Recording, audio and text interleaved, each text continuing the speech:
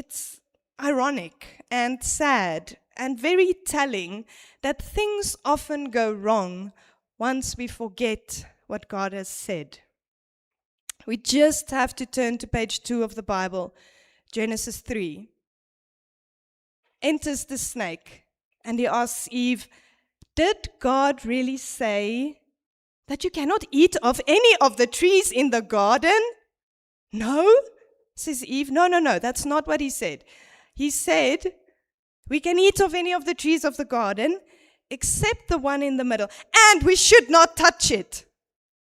She added that. God did not say that. God said, eat, enjoy creation, enjoy the garden. Just don't eat of that tree. But there's so many others. Enjoy all of it. She forgot that. And she ate. And everything went wrong. And so many other times in the Bible, in history, in our lives, once we forget, the moment we forget, what did God really say? What did God really say about who I am? About where my worth lies? About life?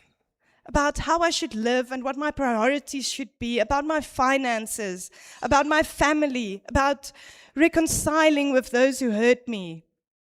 What did God really say about all of these things? If we forget, things fall apart.